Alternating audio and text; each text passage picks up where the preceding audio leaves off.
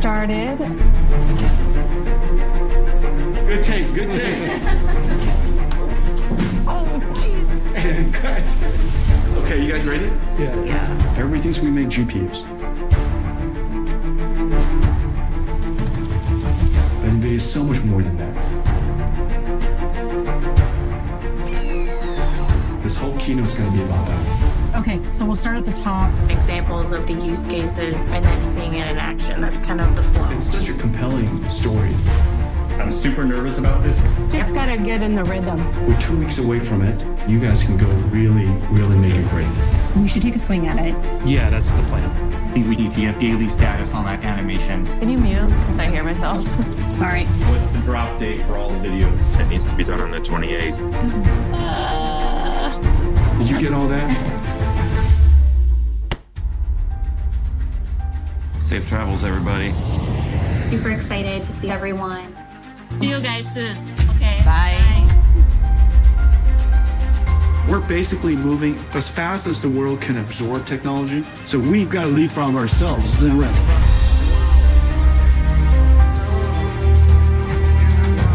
Now the spine, you just have to figure out a way to make it pop. You know what I'm saying? You know what I'm saying? You want to, yeah, that kind of thing.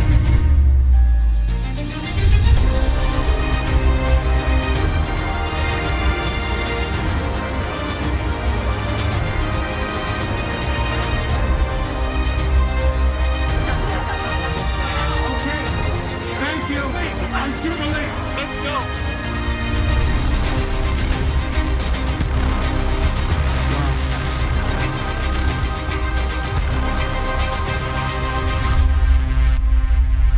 Nvidia 创办人暨执行长黄仁勋先生。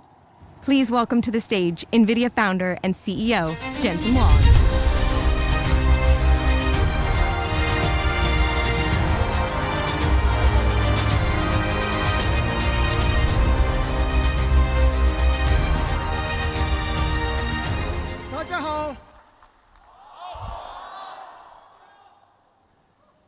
I am very happy to be back. Thank you, NTU, for letting us use your stadium.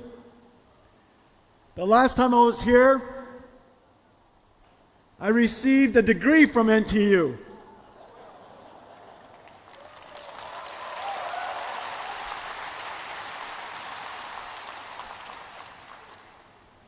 And I gave the run, don't walk speech.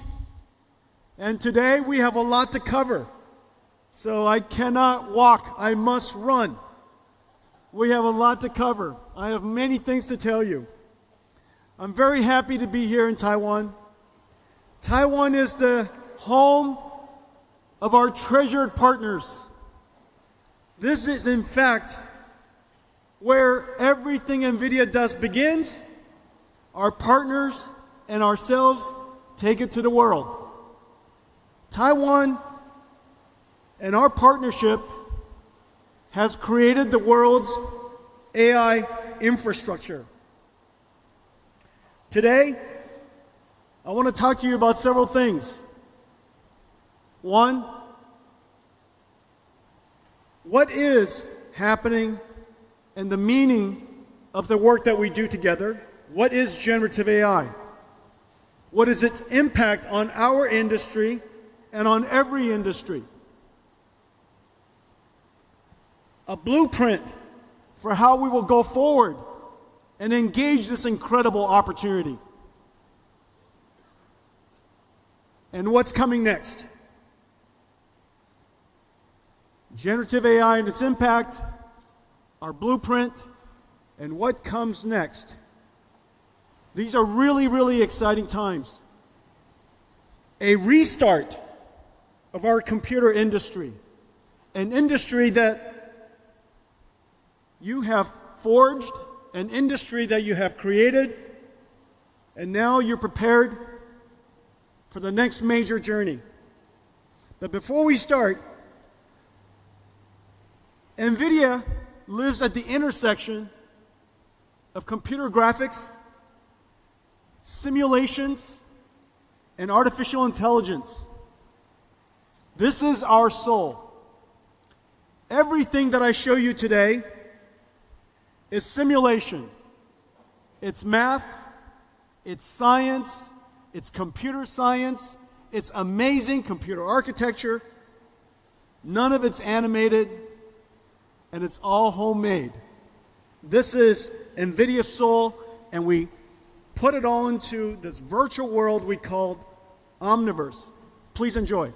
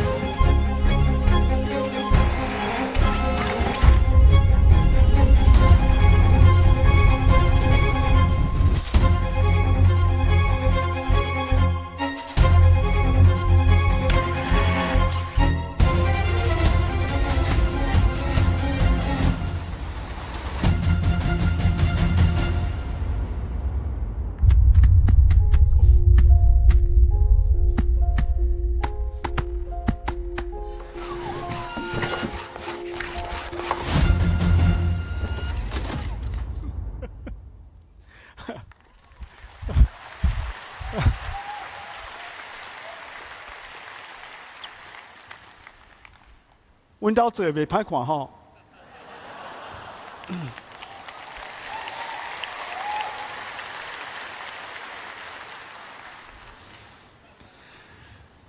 I want to speak to you in Chinese, but I have so much to tell you, I have to think too hard to speak Chinese. So I have to speak to you in English. At the foundation of everything that you saw was two fundamental technologies: accelerated computing and artificial intelligence running inside the Omniverse. Those two technologies, those two fundamental forces of computing are going to reshape the computer industry. The computer industry is now some 60 years old. In a lot of ways, everything that we do today was invented the year after my birth, in 1964. The IBM System 360 introduced central processing units, general purpose computing, the separation of hardware and software through an operating system, multitasking, I/O subsystems, DMA, all kinds of technologies that we use today, architectural compatibility, backwards compatibility, family compatibility, all of the things that we know today about computing largely described in 1964. Of course, the PC revolution democratized computing and put it in the hands and the houses of everybody. And then in 2007, the iPhone introduced mobile computing and put the computer in our pocket. Ever since, everything is connected and running all the time through the mobile cloud.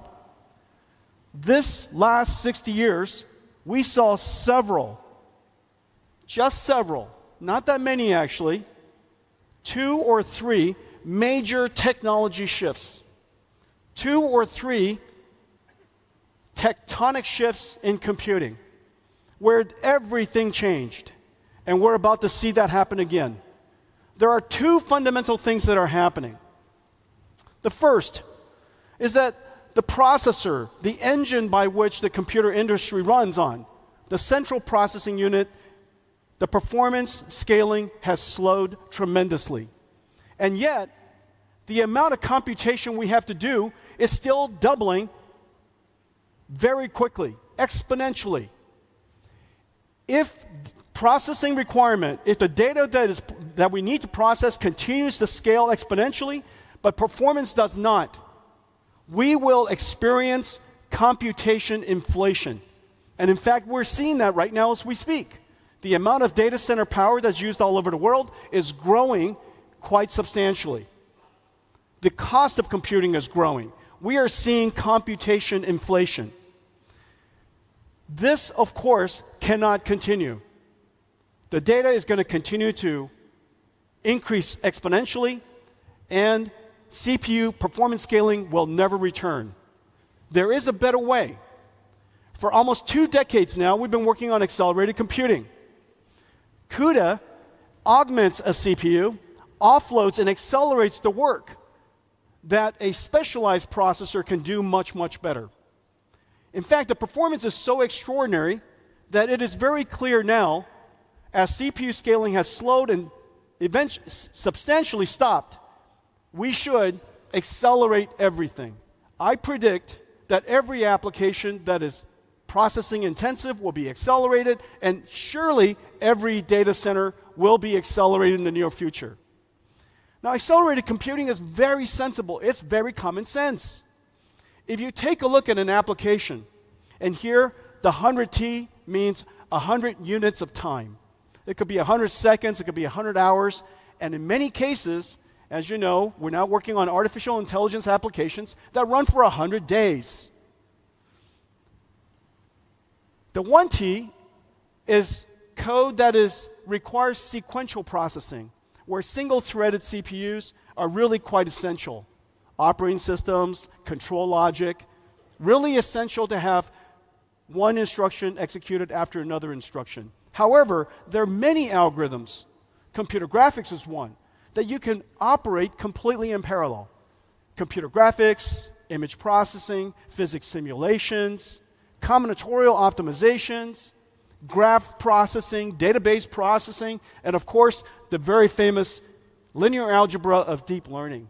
There are many types of algorithms that are very conducive to acceleration through parallel processing. So we invented an architecture to do that. By adding the GPU to the CPU, the specialized processor can take something that takes a great deal of time and accelerate it down to something that is incredibly fast. And because the two processors can work side by side, they're both autonomous and they're both separate, independent that is, we could accelerate what used to take 100 units of time down to 1 unit of time. Well, the speed up is incredible. It almost sounds unbelievable. It almost sounds unbelievable. But today I'll demonstrate many examples for you. The benefit is quite extraordinary. 100 times speed up, but you only increase the power by about a factor of 3. And you increase the cost by only about 50%.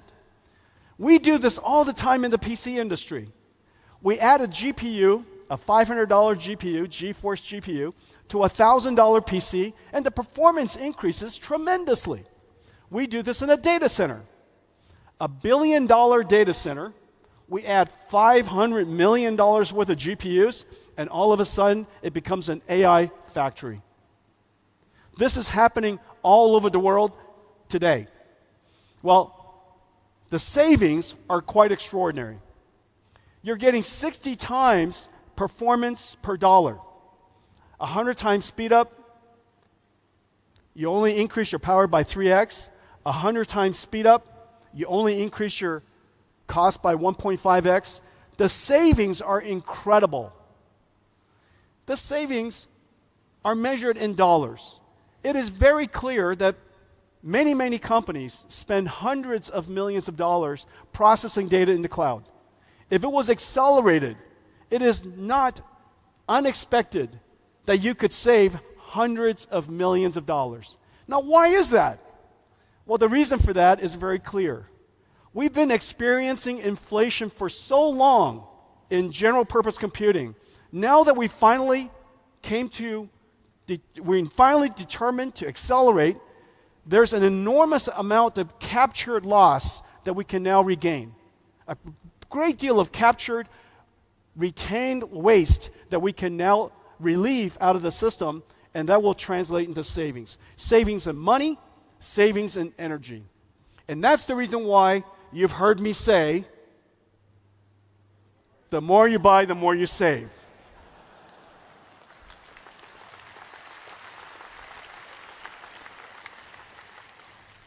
And now I've shown you the mathematics.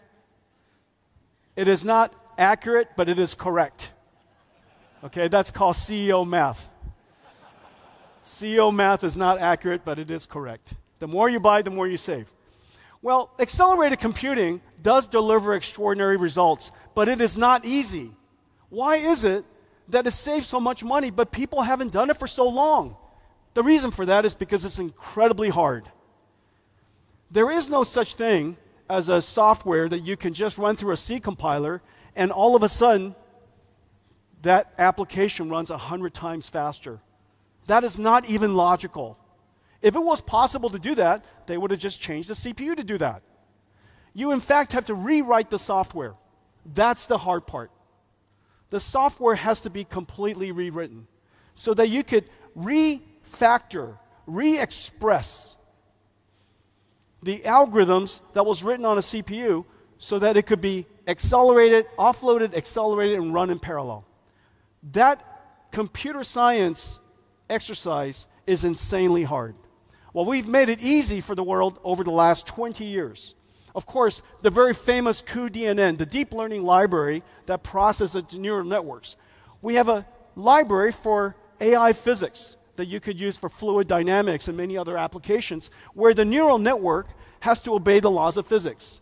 We have a great new library called Ariel that is a CUDA-accelerated 5G radio, so that we can software define and accelerate the telecommunications networks the way that we've software defined the world's networking internet. And so the ability for us to accelerate that allows us to turn all of telecom into essentially the same type of platform, a computing platform, just like we have in the cloud. cuLitho is a computational lithography platform that allows us to process the most computationally intensive parts of chip manufacturing, making the mask. TSMC is in the process of going to production with cuLitho, saving enormous amounts of energy and enormous amounts of money, but the goal for TSMC is to accelerate their stack so that they're prepared for even further advances in algorithm and more computation for deeper and deeper, narrow and narrow transistors. Parabricks is our gene sequencing library. It is the highest throughput library in the world for gene sequencing. cuOpt is an incredible library for combinatorial optimization, route planning optimization, the traveling salesman problem, incredibly complicated. Scientists have largely concluded that you needed a quantum computer to do that. We created an algorithm that runs on accelerated computing that runs lightning fast. 23 world records. We hold every single major world record today. cuQuantum is an emulation system for a quantum computer. If you want to design a quantum computer, you need a simulator to do so. If you want to design quantum algorithms, you need a quantum emulator to do so. How would you do that? How would you design these quantum computers, create these quantum algorithms, if the quantum computer doesn't exist? Well, you use the fastest computer in the world that exists today. And we call it, of course, Nvidia CUDA. And on that, we have an emulator that simulates quantum computers. It is used by several 100,000 researchers around the world. It is integrated into all the leading frameworks for quantum computing, and is used in scientific supercomputing centers all over the world. cuDF is an unbelievable library for data processing. Data processing consumes the vast majority of cloud spend today. All of it should be accelerated. cuDF accelerates the major libraries used in the world. Spark, many of you probably use Spark in your companies. Pandas, a new one called Polar, and of course, NetworkX, which is a graph processing database library. And so these are just some examples. There are so many more. Each one of them had to be created so that we can enable the ecosystem to take advantage of accelerated computing. If we hadn't created cuDNN, CUDA alone wouldn't have been possible for all of the deep learning scientists around the world to use. Because CUDA and the algorithms that are used in TensorFlow and PyTorch, the deep learning algorithms, the separation is too far apart. It's almost like trying to do computer graphics without OpenGL. It's almost like doing data processing without SQL.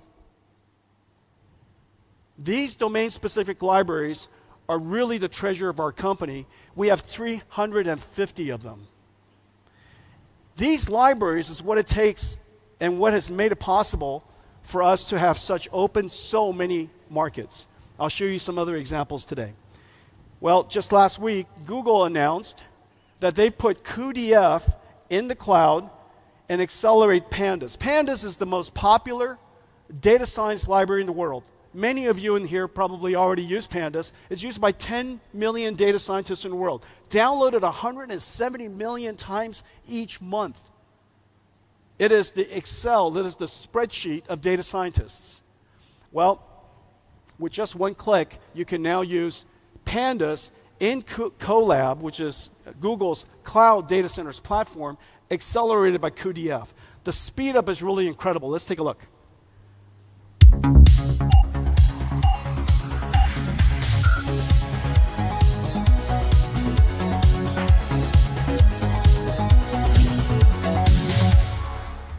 That was a great demo, right? Didn't take long.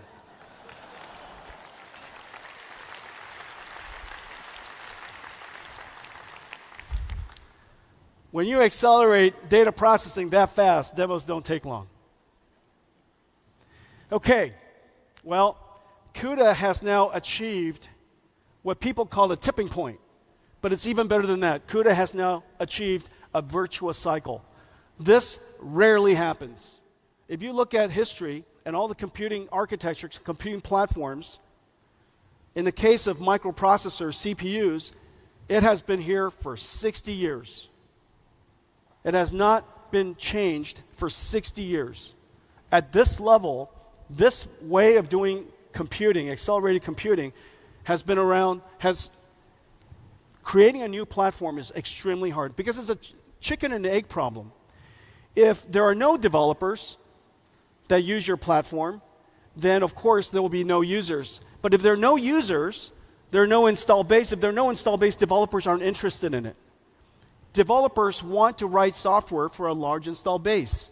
But a large install base requires a lot of applications so that users would create that install base. This chicken or the egg problem has rarely been broken. And it's taken us now 20 years, one domain library after another, one acceleration library another, and now we have 5 million developers around the world. We serve every single industry, from healthcare, financial services, of course the computer industry, automotive industry, just about every major industry in the world, just about every field of science. Because there are so many customers for our architecture, OEMs and cloud service providers are interested in building our systems. System makers, amazing system makers like the ones here in Taiwan are interested in building our systems, which then takes and offers more systems to the market, which of course creates greater opportunity for us, which allows us to increase our scale, R&D scale, which speeds up the application even more. Well, every single time we speed up the application, the cost of computing goes down. This is that slide I was showing you earlier. 100x speed up translates to 97, 96%, 98% savings. And so when we go from 100x speed up to 200x speed up to 1000x speed up, the savings, the marginal cost of computing continues to fall. Well, of course, we believe that by reducing the cost of computing incredibly, the market, developers, scientists, inventors will continue to discover new algorithms that consume more and more and more computing, so that one day something happens, that a phase shift happens, that the marginal cost of computing is so low that a new way of using computers emerge. In fact, that's what we're seeing now. Over the years, we have driven down the marginal cost of computing in the last 10 years in one particular algorithm by 1 million times. Well, as a result, it is now very logical and very common sense to train large language models with all of the data on the internet. Nobody thinks twice. This idea that you could create a computer that could process so much data to write its own software, the emergence of artificial intelligence was made possible because of this complete belief that if we made computing cheaper and cheaper and cheaper, somebody's going to find a great use. Well, today, CUDA has achieved the virtuous cycle. Install base is growing. Computing cost is coming down, which causes more developers to come up with more ideas, which drives more demand. And now we're in the beginning of something very, very important. But before I show you that, I want to show you what is not possible if not for the fact that we created CUDA, that we created the modern version of the modern big bang of AI, generative AI. What I'm about to show you would not be possible. This is Earth 2. The idea that we would create a digital twin of the Earth, that we would go and simulate the Earth so that we could predict the future of our planet to better avert disasters or better understand the impact of climate change so that we can adapt better, so that we could change our habits now. This digital twin of Earth is probably one of the most ambitious projects that the world's ever undertaken, and we're taking large steps every single year, and I'll show you results every single year, but this year we made some great breakthroughs. Let's take a look.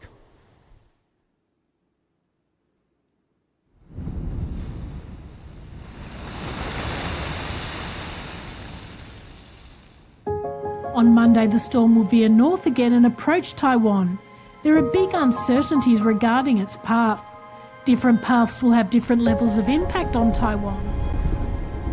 想象一个我们能够预测未来的世界，数位孪生反映真实情况的虚拟世界，让我们看见未来。数位孪生是一种反映真实世界的虚拟模型，让我们能够从今天的行为来预测对未来世界的影响。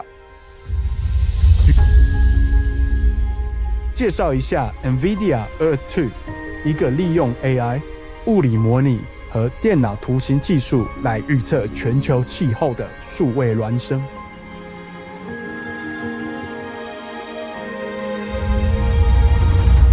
Core Diff 是 Nvidia 的生成式 AI 模型，它在 WRF 数值模拟的基础上训练而成，能够以12倍更高的解析度生成天气模式，从25公里提高到2公里，这代表了区域天气预测的一个巨大飞跃。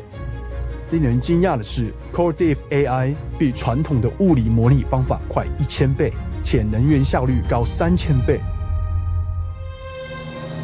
在台湾的中央气象局是用这些模型来更精确地预测台风登陆点，但我们并不止步于此。下一个前沿是超本地预测，能精确到数十米，并考虑到城市基础设施的影响。Core Diff AI 还在使用像是 Palm 生成的高解析度数据进行训练，一个极高解析度的物理模型，用于模拟大气和海洋边界层。当与天气模拟风场结合一起时，它可以模拟建筑物周围的气流。当极强风汇聚的情况，我们预计能够预测像下冲这样的现象。当强风汇聚到街道层，会有可能造成腐坏并影响行人。Nvidia Earth 2是一个绝佳范例，它融合了人工智慧、物理模拟和观测数据，可以帮助国家和公司预见未来，并应对极端天气的影响。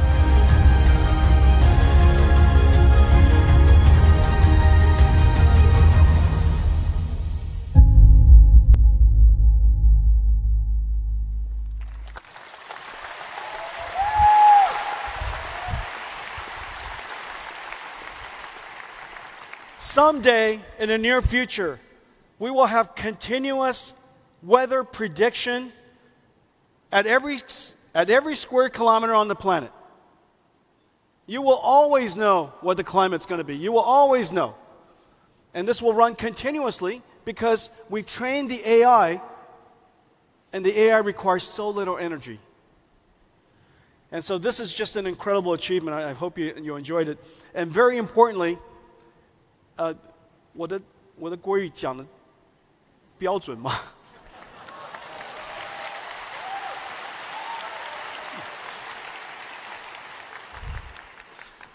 ？The truth is, that was a Jensen AI. That was not me. I wrote it, but an AI, Jensen AI, had to say it. 我的国语不够好。Because of our dedication to continuously improve the performance of drive the cost down, AI researchers discovered CUDA in 2012. That was Nvidia's first contact with AI. This was a very important day. We had the good wisdom to work with the scientists to make it possible for deep learning to happen. And AlexNet achieved, of course, a tremendous computer vision breakthrough. But the great wisdom was to take a step back and understanding what was the background, what is the foundation of deep learning? What is its long-term impact? What is its potential? And we realized that this technology has great potential to scale. An algorithm that was invented and discovered decades ago, all of a sudden, because of more data, larger networks, and very importantly, a lot more compute, all of a sudden, deep learning was able to achieve what no human algorithm was able to. Now imagine if we were to scale up the architecture even more, larger networks, more data, and more compute, what could be possible? So we dedicated ourselves to reinvent everything. After 2012, we changed the architecture of our GPU to add tensor cores. We invented NVLink. That was 10 years ago now.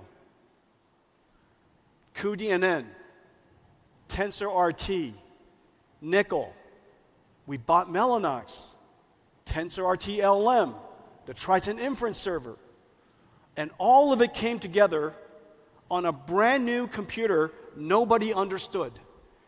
Nobody asked for it, nobody understood it, and in fact, I was certain nobody wanted to buy it. And so we announced it at GTC, and OpenAI, a small company in San Francisco, saw it, and they asked me to deliver one to them. I delivered the first DGX, the world's first AI supercomputer, to OpenAI in 2016. Well, after that, we continued to scale. From one AI supercomputer, one AI appliance, we scaled it up to large supercomputers, even larger. By 2017, the world discovered transformers so that we could train enormous amounts of data and recognize and learn patterns that are sequential over large spans of time. It is now possible for us to train these large language models to understand and achieve a breakthrough in natural language understanding. And we kept going after that. We built even larger ones. And then in November 2022, trained on thousands, tens of thousands of NVIDIA GPUs in a very large AI supercomputer, OpenAI announced ChatGPT. 1 million users after 5 days. 1 million after 5 days, 100 million after 2 months. The fastest growing application in history. And the reason for that is very simple.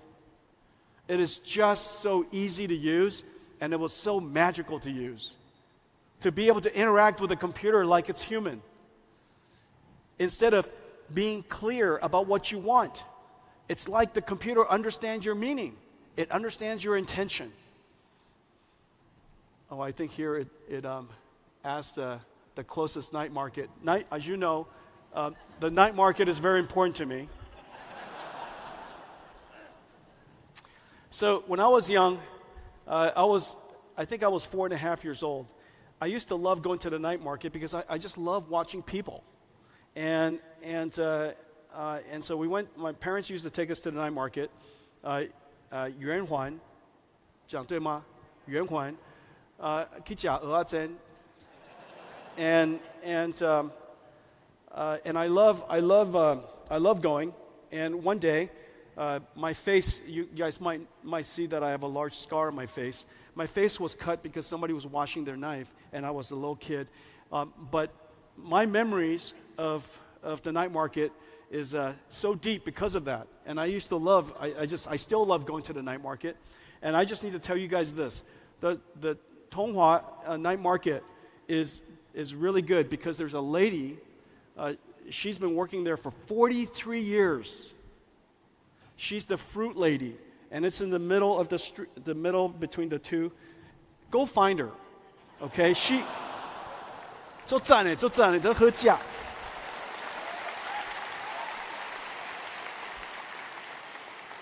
She's really terrific. I think it would be funny after this, all of you go to see her. Every year she's doing better and better. Her cart has improved, and I just love watching her succeed. Anyways, ChatGPT came along, and something is very important in this slide. Here, let me show you something.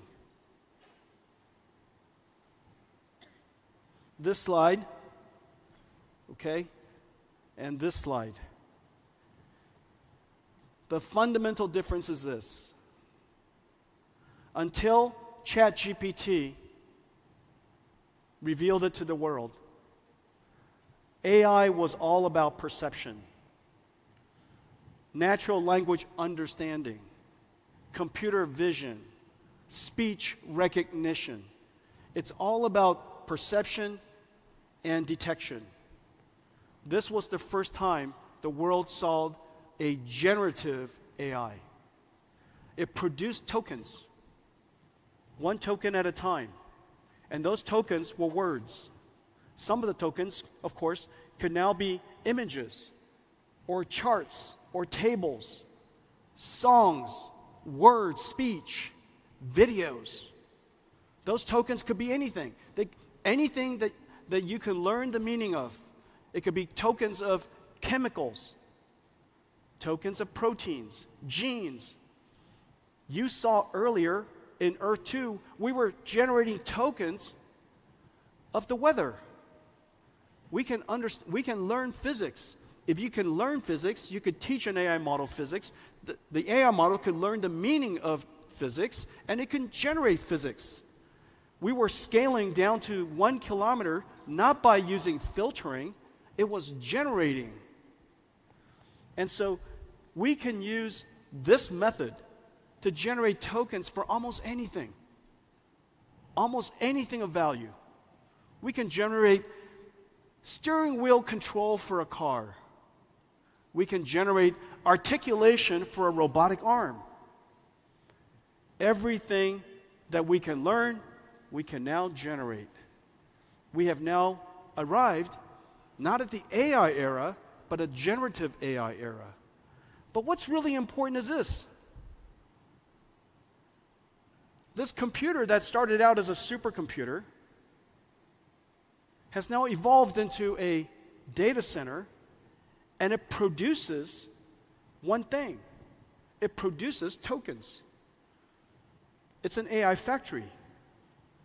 This AI factory is generating, creating, producing something of great value, a new commodity. In the late 1890s, Nikola Tesla invented an AC generator. We invented an AI generator. The AC generator generated electrons. Nvidia's AI generator generates tokens. Both of these things have large market opportunities. It's completely fungible in almost every industry. And that's why it's a new industrial revolution. We have now a new factory producing a new commodity for every industry that is of extraordinary value. And the methodology for doing this is quite scalable. And the methodology of doing this is quite repeatable. Notice how quickly so many different AI models, generative AI models, are being invented, literally daily. Every single industry is now piling on. For the very first time, the IT industry, which is $3 trillion, $3 trillion IT industry, is about to create something that can directly serve $100 trillion of industry. No longer just an instrument for information storage or data processing, but a factory for generating intelligence for every industry. This is going to be a manufacturing industry, not a manufacturing industry of computers, but using the computers in manufacturing. This has never happened before. Quite an extraordinary thing.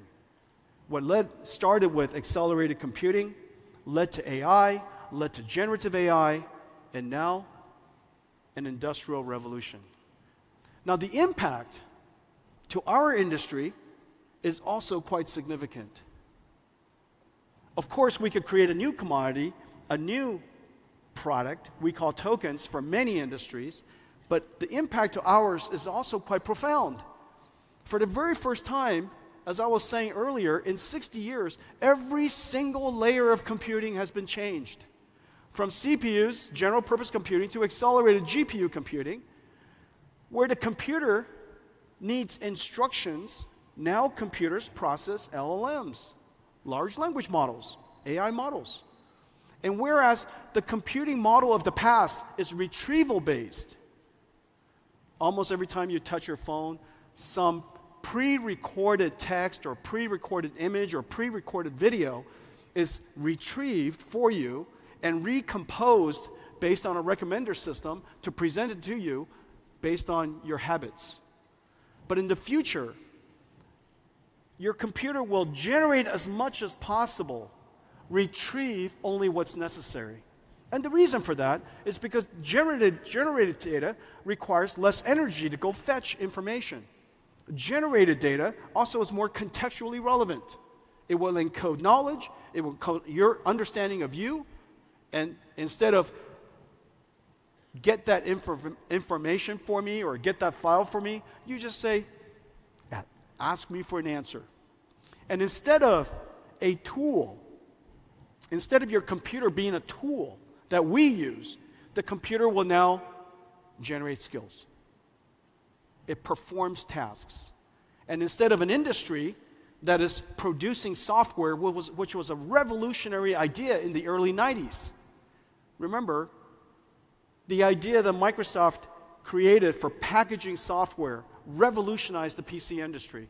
Without packaged software, what would we use the PC to do? It drove this industry. And now we have a new factory, a new computer. And what we will run on top of this is a new type of software. And we call it NIMS, NVIDIA Inference Microservices. Now, what happens is the NIM runs inside this factory. And this NIM is a pre-trained model. It's an AI. Well, this AI is, of course, quite complex in itself. But the computing stack that runs AIs are insanely complex. When you go and use ChatGPT, underneath their stack is a whole bunch of software. Underneath that prompt is a ton of software. And it's incredibly complex because the models are large, billions to trillions of parameters. It doesn't run on just one computer, it runs on multiple computers. It has to distribute the workload across multiple GPUs, tensor parallelism, pipeline parallelism, data parallelism, all kinds of parallelism, expert parallelism, all kinds of parallelism. distributing the workload across multiple GPUs, processing it as fast as possible, because if you're in a factory, if you run a factory, your throughput directly correlates to your revenues. Your throughput directly correlates to quality of service, and your throughput directly correlates to the number of people who can use your service. We are now in a world where data center throughput, utilization is vitally important. It was important in the past, but not vitally important. It was important in the past, but people don't measure it. Today, every parameter is measured. Start time, uptime, utilization, throughput, idle time, you name it. Because it's a factory. When something is a factory, its operations directly correlate to the financial performance of the company. And so we realized that this is incredibly complex for most companies to do. So what we did was we created this AI in a box, and it contains an incredible amount of software. Inside this container is CUDA, cuDNN, TensorRT, Triton for inference services. It is cloud native so that you could auto scale in a Kubernetes environment. It has management services and hooks so that you can monitor your AIs. It has common APIs, standard APIs, so that you could literally chat with this box. You download this NIM and you can talk to it. So long as you have CUDA on your computer, which is now, of course, everywhere. It's in every cloud, available from every computer maker. It is available in hundreds of millions of PCs. When you download this, you have an AI, and you can chat with it like ChatGPT. All of the software is now integrated. 400 dependencies, all integrated into one. We tested this NIM, each one of these pre-trained models, against our entire install base that's in the cloud, all the different versions of Pascal and Amperes and Hoppers and all kinds of different versions. I even forget some. NIMS, incredible invention. This is one of my favorites. And of course, as you know, we now have the ability to create large language models and pre-trained models of all kinds. And we have all of these various versions, whether it's language-based or vision-based or imaging-based, or we have versions that are available for healthcare, digital biology. We have versions that are digital humans that I'll talk to you about. And the way you use this, just come to ai.nvidia.com. And today we just posted up in Hugging Face the Llama 3 NIM, fully optimized. It's available there for you to try. And you can even take it with you. It's available to you for free. And so you could run it in the cloud, run it in any cloud. You could download this container, put it into your own data center, and you could host it, make it available for your customers. We have, as I mentioned, all kinds of different domains. Physics, some of it is for semantic retrieval called RAGs, vision languages, all kinds of different languages. And the way that you use it is connecting these microservices into large applications. One of the most important applications in the coming future, of course, is customer service agents. Customer service agents are necessary in just about every single industry. It represents trillions of dollars of customer service around the world. Nurses are customer service agents in some ways. Some of them are non-prescription or non-diagnostic based nurses are essentially customer service. Customer service for retail, for quick service foods, financial services, insurance, just tens and tens of millions of customer service can now be augmented by language models and augmented by AI. And so these boxes that you see are basically NIMs. Some of the NIMs are reasoning agents. Given a task, figure out what the mission is, break it down into a plan. Some of the NIMs retrieve information. Some of the NIMs might go and do search. Some of the NIMs might use a tool like cuOpt that I was talking about earlier. It could use a tool that could be running on SAP. And so it has to learn a particular language called ABAP Maybe some NIMs have to do SQL queries. And so all of these NIMs are experts that are now assembled as a team. So what's happening? The application layer has been changed. What used to be applications written with instructions are now applications that are assembling teams of AIs. Very few people know how to write programs. Almost everybody knows how to break down a problem and assemble teams. Every company, I believe, in the future will have a large collection of NIMs, and you would bring down the experts that you want. You connect them into a team, and you don't even have to figure out exactly how to connect them. You just give the mission to an agent, to a NIM, to figure out who to break the tasks down and who to give it to. And that central, the leader of the application, if you will, the leader of the team, would break down the task and give it to the various team members. The team members would perform their task, bring it back to the team leader. The team leader would reason about that and present an information back to you. Just like humans. This is in our near future. This is the way applications are going to look. Now, of course, we could interact with these AI services with text prompts and speech prompts. However, there are many applications where we would like to interact with what is otherwise a human-like form. We call them digital humans. Nvidia has been working on digital human technology for some time. Let me show it to you. And before I do that, hang on a second. Before I do that, okay, digital humans has the potential of being a great interactive agent with you. They make much more engaging. They could be much more empathetic. And of course, we have to cross this incredible chasm, this uncanny chasm of realism, so that the digital humans would appear much more natural. This is, of course, our vision. This is a vision of where we love to go. But let me show you where we are. Great to be in Taiwan.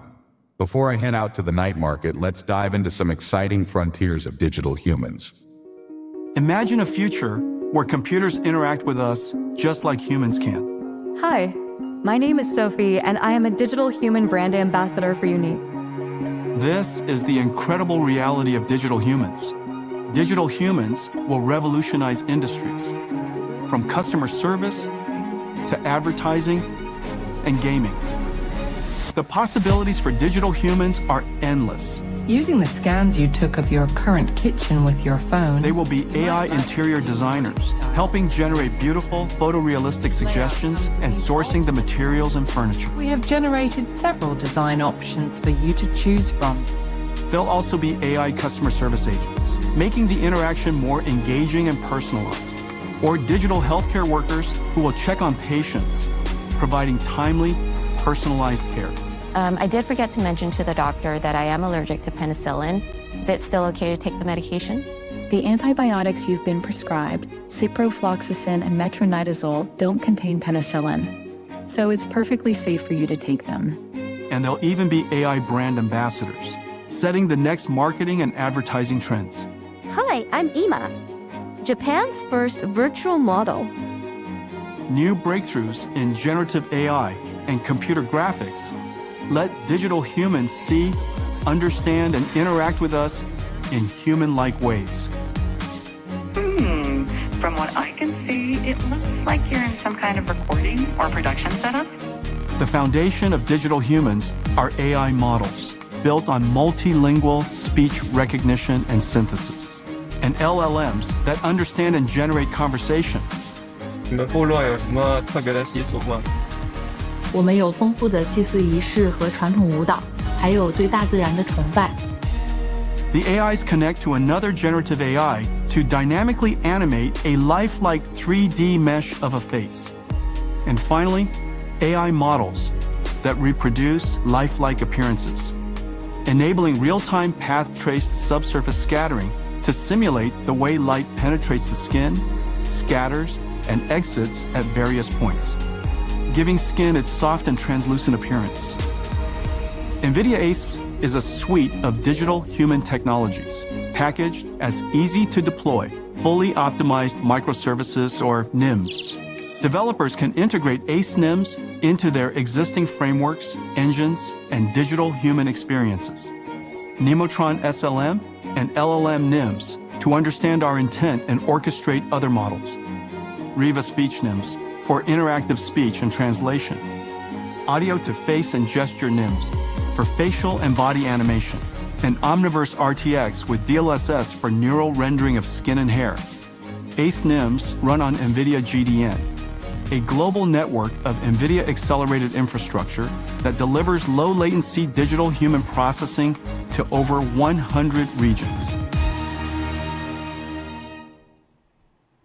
好吗？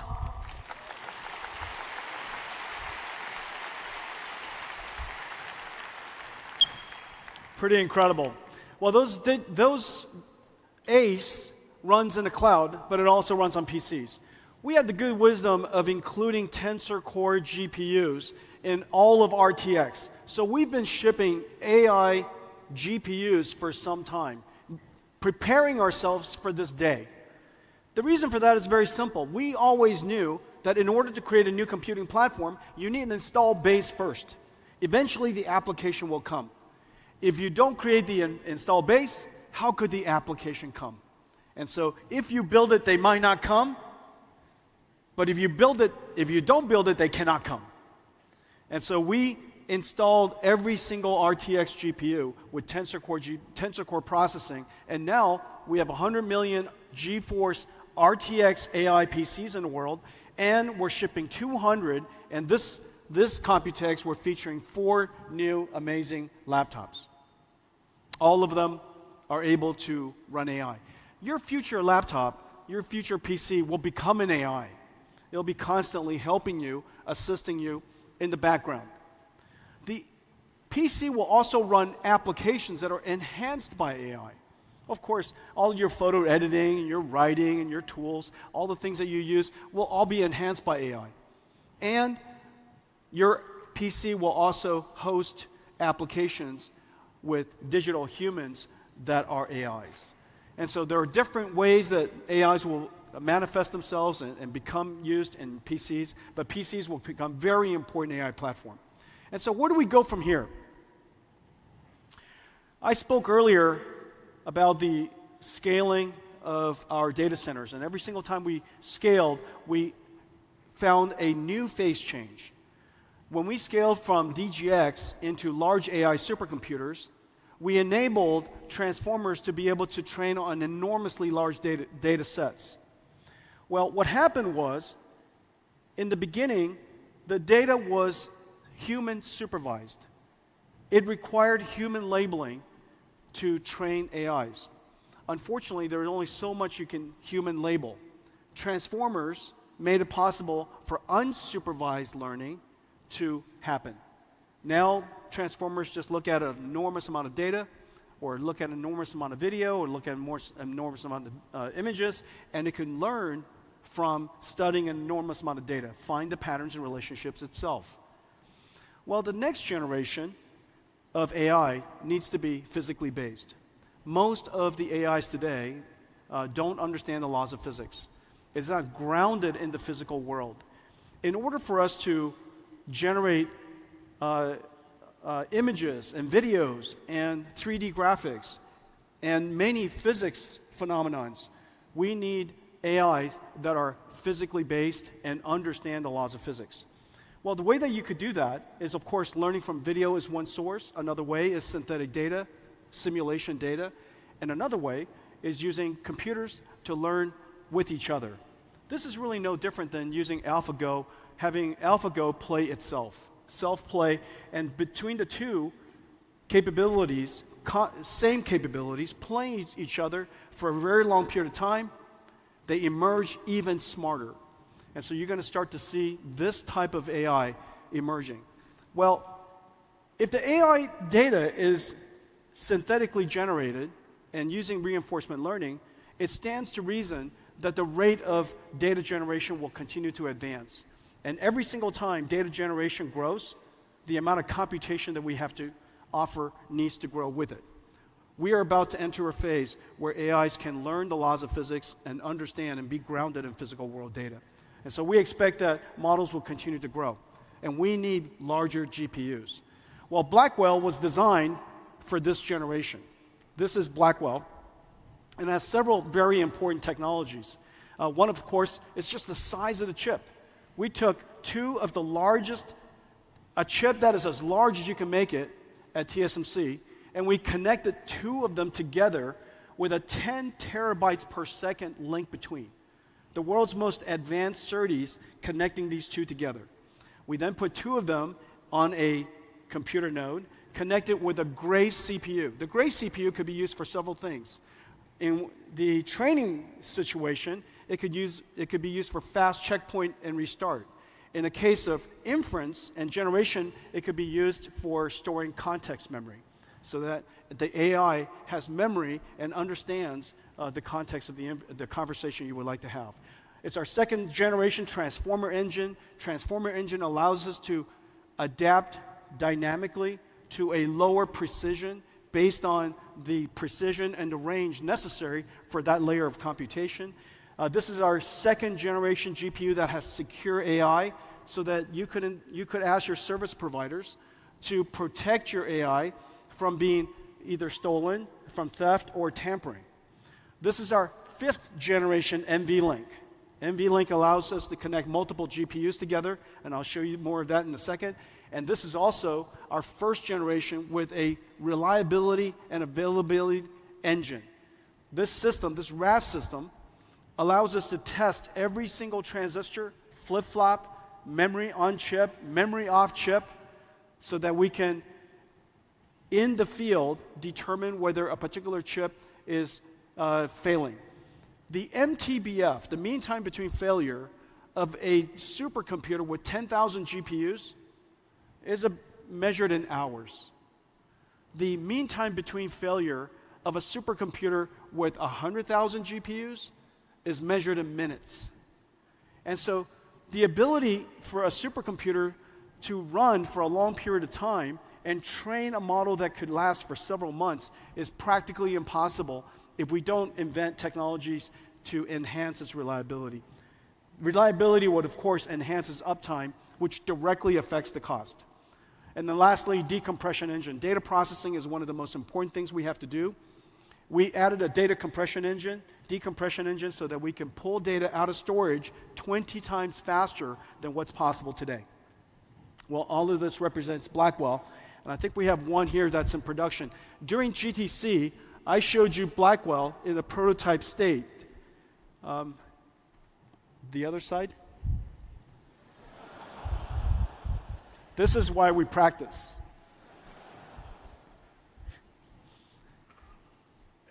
In 美国就是这样子的。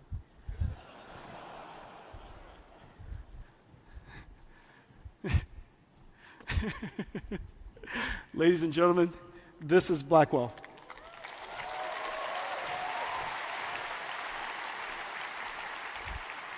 Blackwell is in production.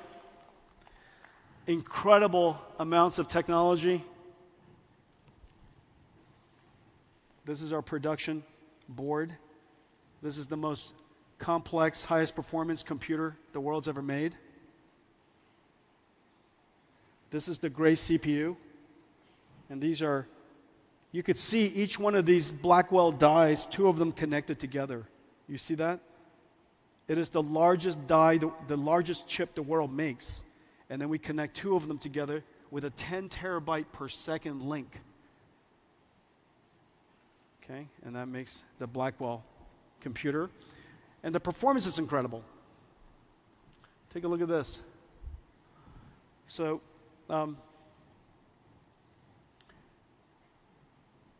you see our the computational, the flops, the AI flops for each generation has increased by 1,000 times in 8 years. Moore's law in 8 years is something along the lines of, I don't know, maybe 40, 60. And in the last 8 years, Moore's Law has gone a lot less. And so just to compare, even Moore's Law at its best of times compared to what Blackwell could do. So the amount of computations is incredible. And whenever we bring the computation high, the thing that happens is the cost goes down. And I'll show you. What we've done is we've increased, through its computational capability, the energy used to train a GPT-4 2 trillion parameter, 8 trillion tokens. The amount of energy that is used has gone down by 350 times.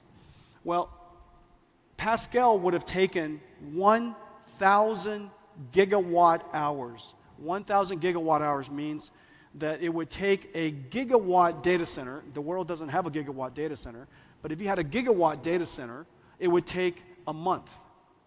If you had a 100 megawatt data center, it would take about a year. And so nobody would, of course, create such a thing, and that's the reason why these large language models, ChatGPT, wasn't possible only 8 years ago.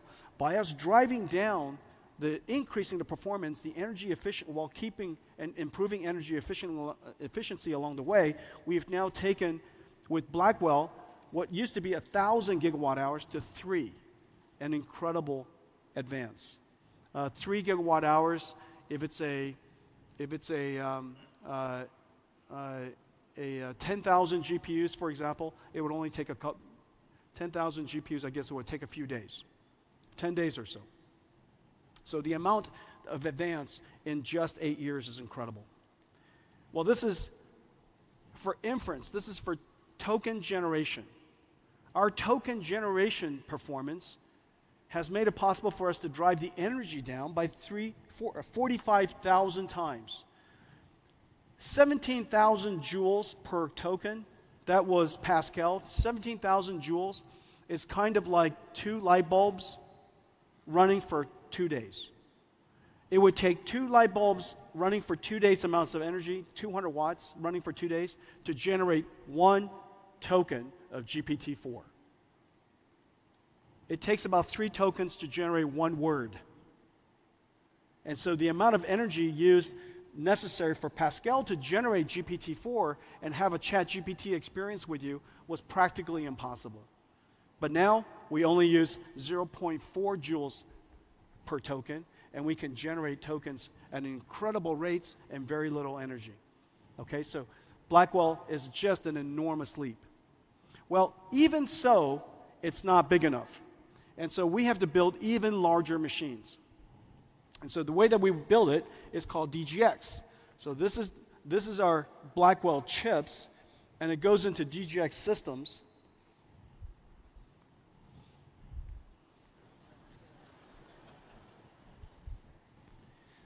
That's why we should practice. So this is a DGX Blackwell. This is air-cooled, has 8 of these GPUs inside. Look at the size of the heat sinks on these GPUs.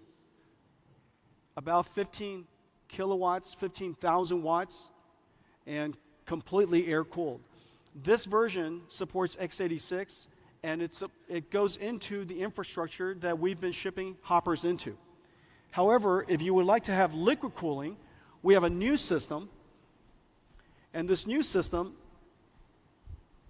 is based on this board, and we call it MGX for modular. And this modular system, you won't be able to see this. Can they see this? Can you see this? You can? Are you? Okay. I say. And so this is the MGX system, and here's the 2 Blackwell boards. So this one node has 4 Blackwell chips. These 4 Blackwell chips, this is liquid cooled. 9 of them 72 of these GPUs are then connected together with a new NVLink. This is NVLink switch 5th generation. And the NVLink switch is a technology miracle. This is the most advanced switch the world's ever made. The data rate is insane. And these switches connect every single one of these Blackwells to each other, so that we have one giant 72 GPU Blackwell. Well, the benefit of this is that in one domain, one GPU domain, this now looks like one GPU. This one GPU has 72 versus the last generation of 8, so we increased it by 9 times. The amount of bandwidth we've increased by 18 times. The AI flops we've increased by 45 times, and yet the amount of power is only 10 times. This is 100 kilowatts, and that is 10 kilowatts. And that's for one. Now, of course, well, you could always connect more of these together, and I'll show you how to do that in a second. But what's the miracle is this chip, this NVLink chip. People are starting to awaken to the importance of this NVLink chip as it connects all these different GPUs together, because the large language models are so large, it doesn't fit on just one GPU, doesn't fit on just one node. It's going to take the entire rack of GPUs, like this new DGX that I was just standing next to hold a large language model that are tens of trillions of parameters large. NVLink switch in itself is a technology miracle. It's 50 billion transistors, 74 ports at 400 gigabits each, 4 links, cross-sectional bandwidth of 7.2 terabytes per second. But one of the important things is that it has mathematics inside the switch so that we can do reductions, which is really important in deep learning, right on the chip. And so this is what a DGX looks like now. And a lot of people ask us, they say, and there's this confusion about what NVIDIA does, and how is it possible that NVIDIA became so big building GPUs? And so there's an impression that this is what a GPU looks like. Now, this is a GPU. This is one of the most advanced GPUs in the world, but this is a gamer GPU. But you and I know that this is what a GPU looks like. This is one GPU. Ladies and gentlemen, DGX GPU.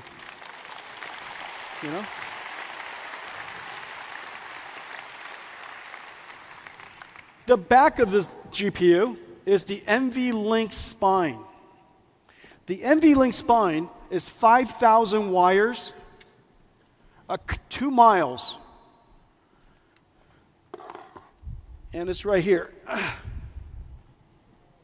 This is an NVLink spine. And it connects 72 GPUs to each other. This is an electrical, mechanical miracle. The transceivers makes it possible for us to drive the entire length in copper. And as a result, this switch, the NVLink switch, driving the NVLink spine in copper, makes it possible for us to save 20 kilowatts in one rack. 20 kilowatts could now be used for processing. Just an incredible achievement.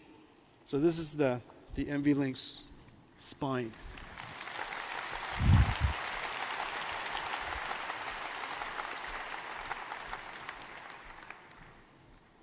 Wow.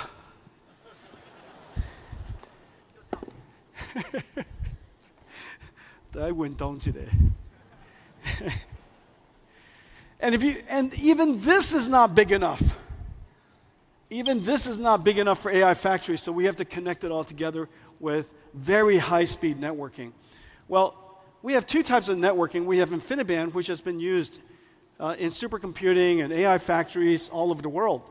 And it is growing incredibly fast for us.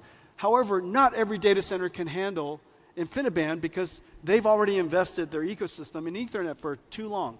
And it does take some specialty and some expertise to manage InfiniBand switches and InfiniBand networks. And so what we've done is we've brought the capabilities of InfiniBand to the Ethernet architecture, which is incredibly hard. And the reason for that is this. Ethernet was designed for high average throughput. Because every single node, every single computer is connected to a different person on the internet, and most of the communications is the data center with somebody on the other side of the internet. However, deep learning and AI factories, the GPUs are not communicating with people on the internet mostly, it's communicating with each other. They're communicating with each other because they're collecting partial products, and they have to reduce it and then redistribute it. Chunks of partial products, reduction, redistribution. That traffic is incredibly bursty. And it is not the average throughput that matters, it's the last arrival that matters. Because if you're reducing, collecting partial products from everybody, if I'm trying to take all of your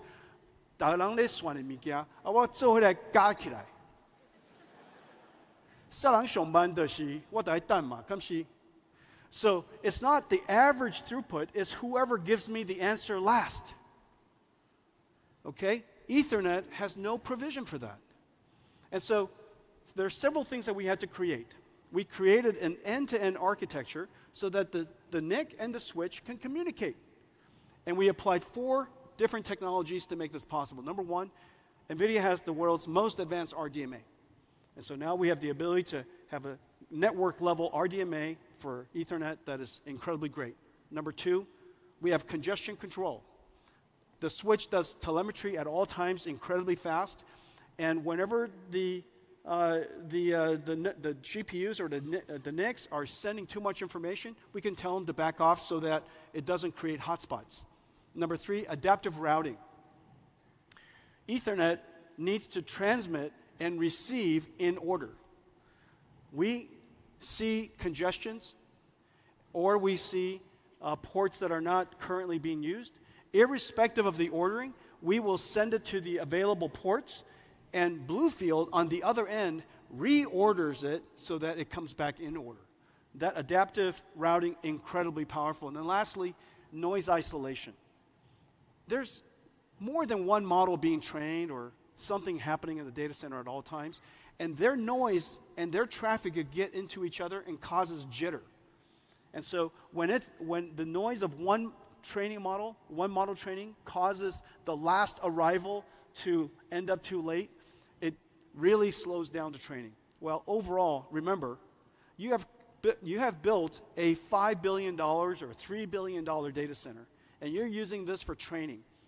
If the utilization, network utilization, was 40% lower, and as a result, the training time was 20% longer, the $5 billion data center is effectively like a $6 billion data center. So the cost is incredible. The cost impact is quite high. Ethernet with Spectrum X basically allows us to improve the performance so much that the network is basically free. And so this is really quite an achievement. We have a whole pipeline of Ethernet products behind us. This is Spectrum X800. It is 51.2 terabits per second and 256 radix. The next one coming is 512 radix, is 1 year from now, 512 radix, and that's called Spectrum X800 Ultra, and the one after that is X1600. But the important idea is this. X800 is designed for tens of thousands of GPUs. X800 Ultra is designed for hundreds of thousands of GPUs. And X1600 is designed for millions of GPUs. The days of millions of GPU data centers are coming. And the reason for that is very simple. Of course, we want to train much larger models, but very importantly, in the future, almost every interaction you have with the internet or with a computer will likely have a generative AI running in the cloud somewhere. And that generative AI is working with you, interacting with you, generating videos or images or text or maybe a digital human. And so you're interacting with your computer almost all the time, and there's always a generative AI connected to that. Some of it is on-prem, some of it is on your device, and a lot of it could be in the cloud. These generative AIs will also do a lot of reasoning capability. Instead of just one-shot answers, they might iterate on answers so that it improves the quality of the answer before they give it to you. And so the amount of generation we're going to do in the future is going to be extraordinary. Let's take a look at all of this put together. Now tonight, this is our first nighttime keynote. I want to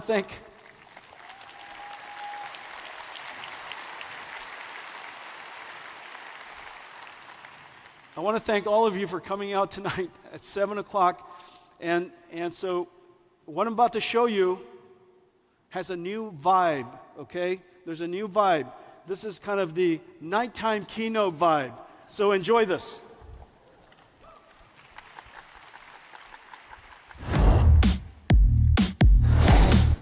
Blackwell.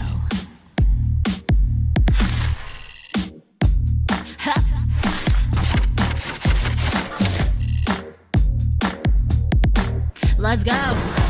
Go, go, go, go. Okay.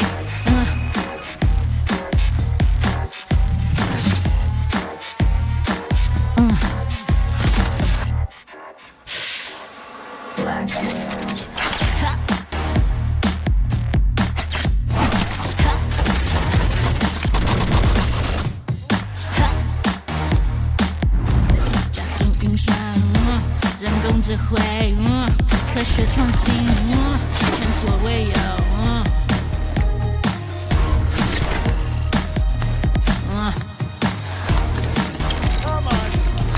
Yeah, yeah, yeah, yeah. Get it, y'all. Get it, y'all.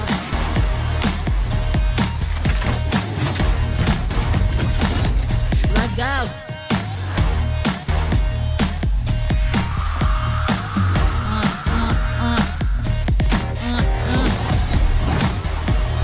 The more you buy, the more you save. With top AI, tailor-made, faster than the speed of light. Efficient, best to date. 加速运算，人工智慧，科学创新。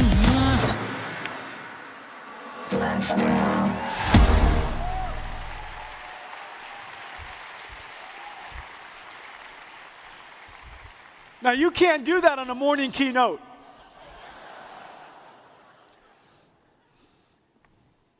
I think that style of keynote has never been done in Computex ever. Might be the last.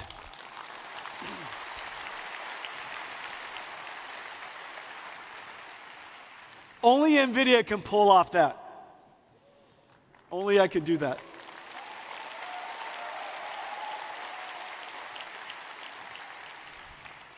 Blackwell, of course, is the first generation of Nvidia platforms that was launched at the beginning, right as the world knows the generative AI era is here.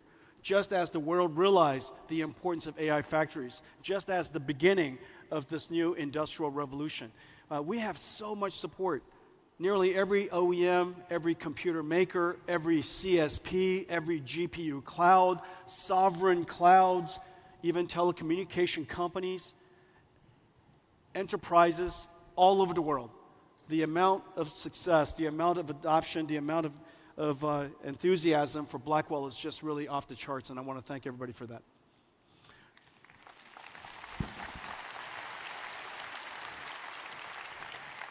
We're not stopping there. During the time of this incredible growth, we want to make sure that we continue to enhance performance, continue to drive down cost of training, cost of inference, and continue to scale out AI capabilities for every company to embrace.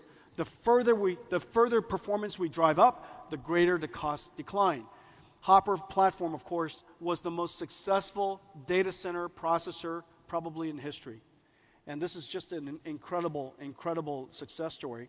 However, Blackwell is here, and every single platform, as you'll notice, are several things. You got the CPU, you have the GPU, you have NVLink, you have the NIC, and you have the switch. The NVLink switch connects all of the GPUs together as large of a domain as we can, and whatever we can't do, we connect it with large, very large and very high-speed switches. Every single generation, as you'll see, is not just a GPU, but it's an entire platform. We build the entire platform. We integrate the entire platform into an AI factory supercomputer. However, then we disaggregate it and offer it to the world. And the reason for that is because all of you could create interesting and innovative configurations and all kinds of different styles and to fit different data centers and different customers and different places, some of it for edge, some of it for telco. And all of the different innovation are possible if we made the systems open and make it possible for you to innovate. And so we design it integrated, but we offer it to you disintegrated so that you could create modular systems. The Blackwell platform is here. Our company is on a 1-year rhythm. Our basic philosophy is very simple. 1, build the entire data center scale, disaggregate it, and sell it to you in parts on a 1-year rhythm, and we push everything to technology limits. Whatever TSMC process technology, we'll push it to the absolute limits. Whatever packaging technology, push it to the absolute limits. Whatever memory technology, push it to absolute limits. SerDes technology, optics technology, everything is pushed to the limit. Well, and then after that, do everything in such a way so that all of our software runs on this entire install base. Software inertia is the single most important thing in computers. When a computer is backwards compatible and is architecturally compatible with all the software that has already been created, your ability to go to market is so much faster. And so the velocity is incredible when we can take advantage of the entire install base of software that has already been created. Well, Blackwell is here. Next year is Blackwell Ultra. Just as we had H100 and H200, you'll probably see some pretty exciting new generation from us for Blackwell Ultra. Again, pushed to the limits, and the next generation Spectrum switches I mentioned. Well, this is the very first time that this next click has been made. And I'm not sure yet whether I'm going to regret this or not.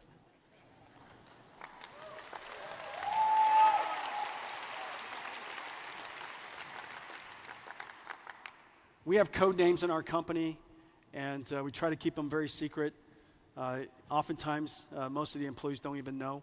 But our next generation platform is called Rubin. The Rubin platform, I'm not going to spend much time on it. I know what's going to happen. You're going to take pictures of it, and you're going to go look at the fine prints, and feel free to do that. So we have the Rubin platform, and 1 year later, we have the Rubin Ultra platform. All of these chips that I'm showing you here are all in full development, 100% of them. And the rhythm is 1 year at the limits of technology, all 100% architecturally compatible. So this is basically what NVIDIA is building, and all of the richness of software on top of it. So in a lot of ways, the last 12 years, from that moment of ImageNet and us realizing that the future of computing was going to radically change to today, is really exactly as I was holding up earlier, GeForce pre-2012 and NVIDIA today. The company has really transformed tremendously, and I want to thank all of our partners here for supporting us every step along the way. This is the NVIDIA Blackwell platform.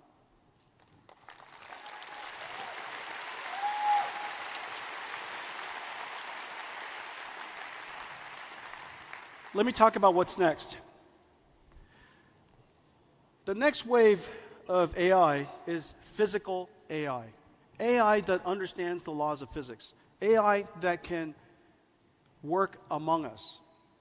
And so they have to understand the world model so that they understand how to interpret the world, how to perceive the world. They have to, of course, have excellent cognitive capabilities so they can understand us, understand what we asked, and perform the tasks. In the future, robotics is a much more pervasive idea. Of course, when I say robotics, there's a humanoid robotics that's usually the representation of that. But that's not at all true. Everything is going to be robotic. All of the factories will be robotic. The factories will orchestrate robots And those robots will be building products that are robotic. Robots interacting with robots, building products that are robotic. Well, in order for us to do that, we need to make some breakthroughs, and let me show you the video.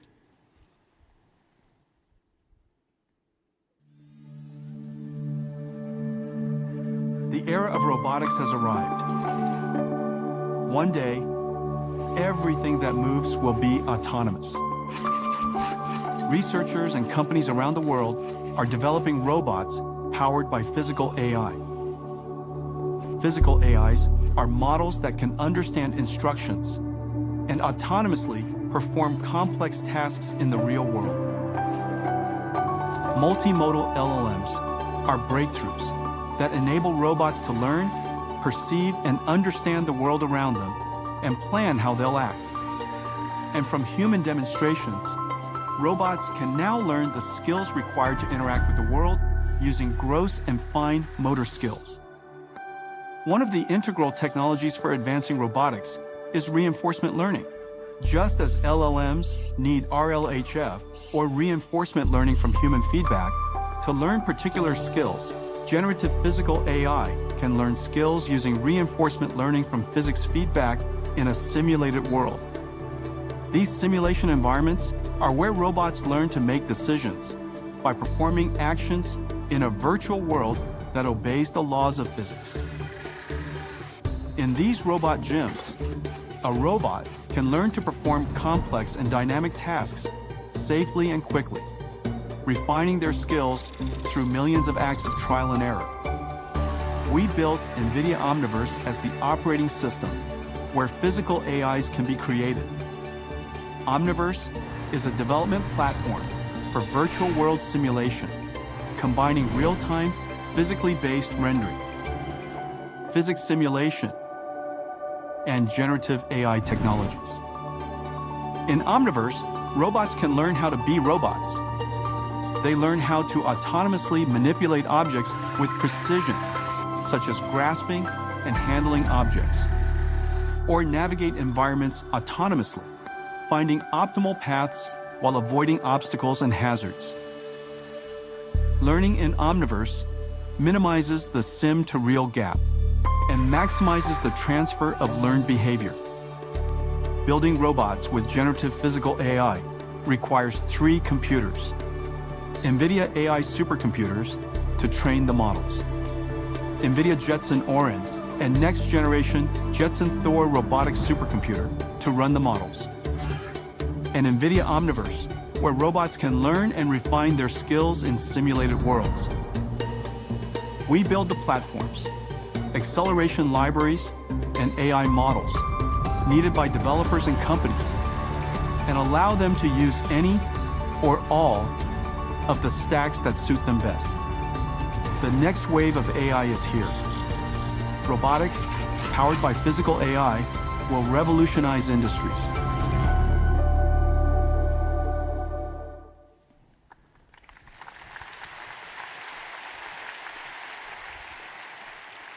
This isn't the future, this is happening now.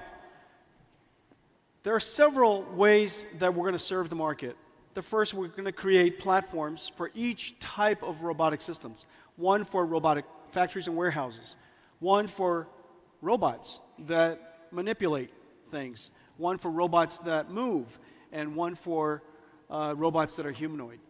And so each one of these robotics platform is like almost everything else we do: a computer, acceleration libraries, and pre-trained models.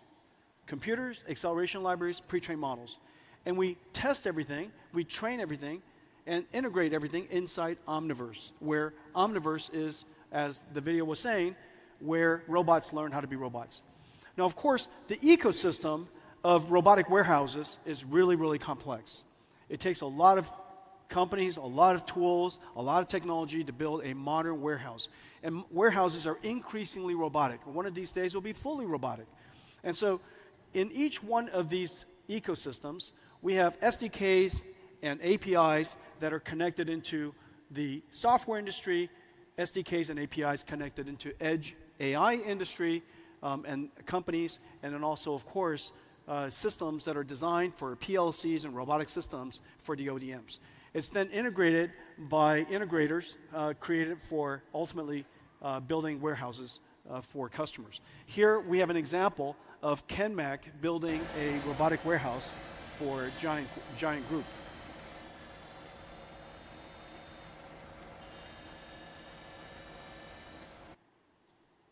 Okay, and then here, now let's talk about factories. Factories has a completely different ecosystem, and Foxconn is building some of the world's most advanced factories. Their ecosystem, again, edge computers and robotics, software for designing the factories, the workflows, programming the robots, and of course, PLC computers that orchestrate the digital factories and the AI factories.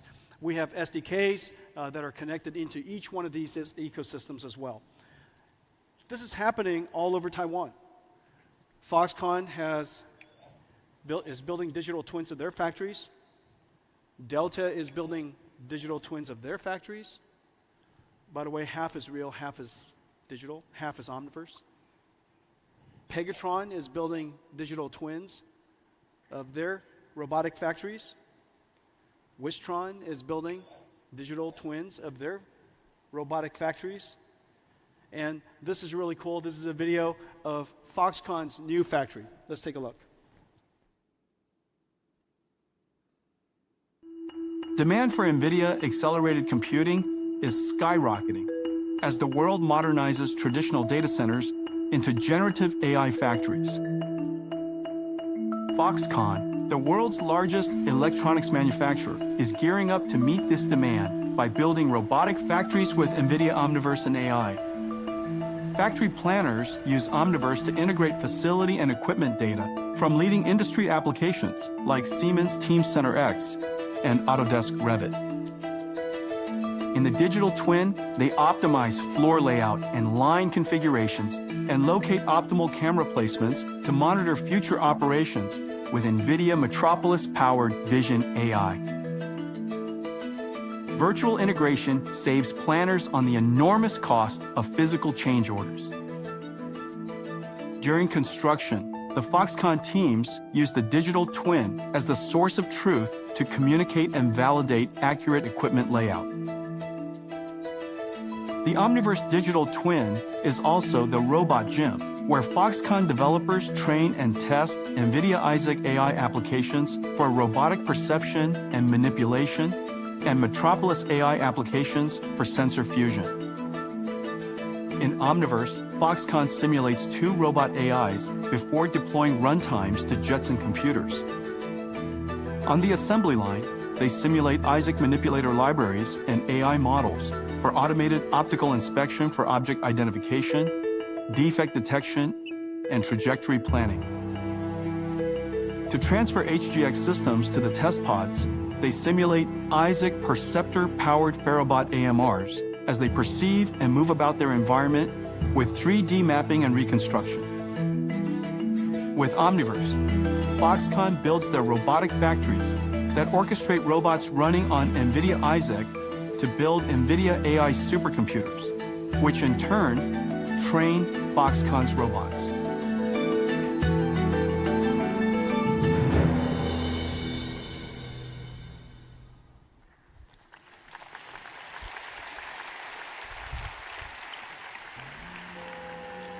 So a robotic factory is designed with 3 computers. Train the AI on NVIDIA AI. You have the robot running on the PLC systems for orchestrating the factories. And then you, of course, simulate everything inside Omniverse. Well, the robotic arm and the robotic AMRs are also the same way, 3 computer systems. The difference is the 2 Omniverses will come together. So they'll share one virtual space. When they share one virtual space, that robotic arm will become inside the robotic factory. And again, three computers, and we provide the computer, the acceleration layers, and pre-trained AI models. We've connected NVIDIA Manipulator and NVIDIA Omniverse with Siemens, the world's leading industrial automation software and systems company. This is really a fantastic partnership, and they're working on factories all over the world. Semantic Pick AI now integrates Isaac Manipulator, and Semantic Pick AI operates ABB, KUKA, Yaskawa, Fanuc, Universal Robotics, and Techman. And so Siemens is a fantastic integration. We have all kinds of other integrations. Let's take a look. ArcBest is integrating Isaac Perceptor into Vox Smart autonomy robots for enhanced object recognition and human motion tracking in material handling. BYD Electronics is integrating Isaac Manipulator and Perceptor into their AI robots to enhance manufacturing efficiencies for global customers. IdealWorks is building Isaac Perceptor into their IWOS software for AI robots in factory logistics. Intrinsic, an Alphabet company, is adopting Isaac Manipulator into their flow state platform to advance robot grasping. Gideon is integrating Isaac Perceptor into Tray AI-powered forklifts to advance AI-enabled logistics. Argo Robotics is adopting Isaac Perceptor into Perception Engine for advanced vision-based AMRs. Solomon is using Isaac Manipulator AI models in their AccuPick 3D software for industrial manipulation. Techman Robot is adopting Isaac Sim and Manipulator into TMFlow, accelerating automated optical inspection.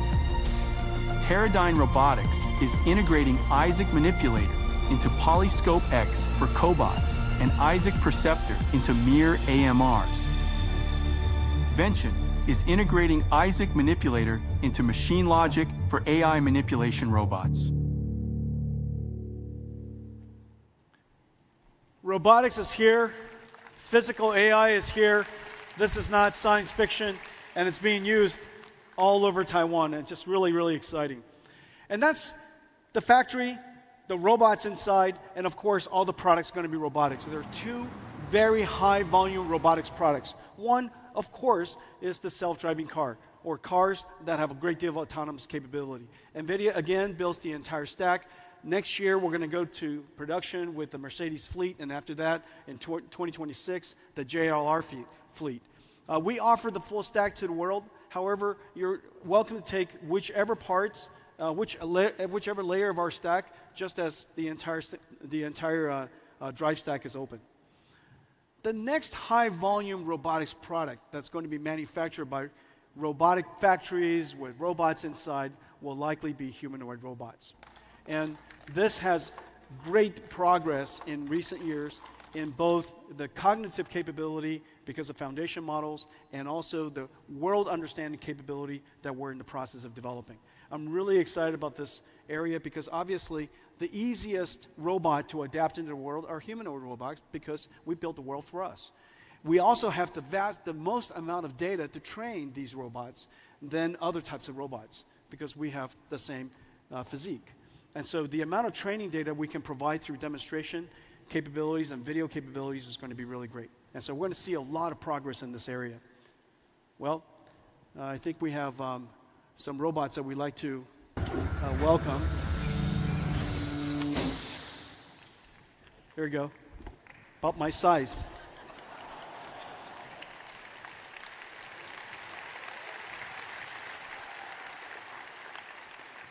And we have some friends to join us. So the future of robotics is here.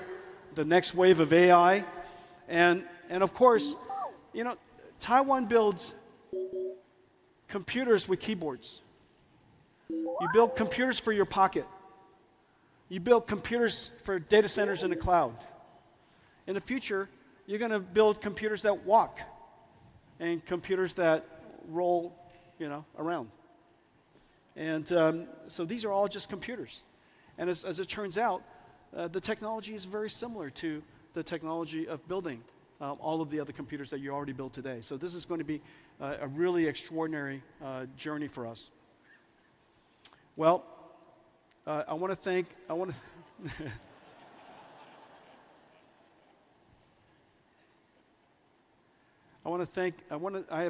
I've made one last video, if you don't mind.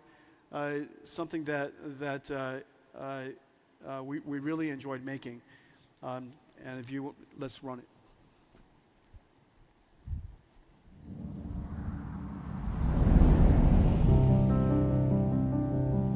台湾帮助我们实现了一个愿景，在这条漫长的路上，无数的伙伴支持着我们，从加速运算、电脑绘图、科学研究到人工智慧的高峰，每一个晶片、每一台电脑，都描写着你们辛勤工作和追求完美的故事。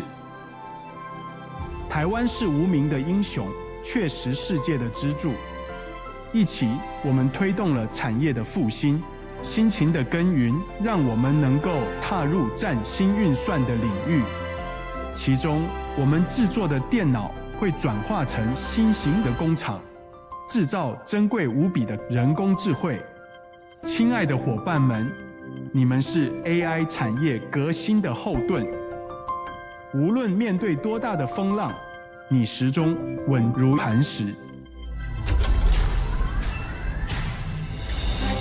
科技的卓越、勤奋与齐心合力的精神，是你的超能力。没有你，我们的愿景只是一个无法实现的梦想。与你同行，我们勇往直前。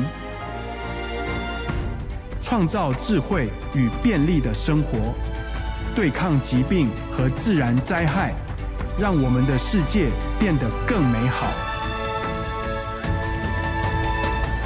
谢谢你，台湾。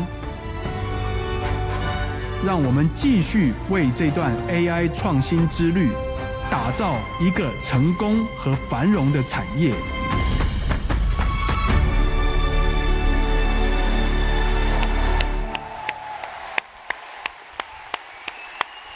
大家谢谢 ，Thank you. I love you guys. Thank you. 大家谢谢。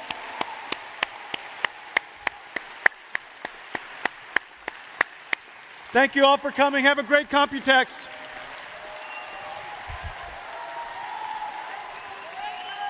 Thank you. I am here at home.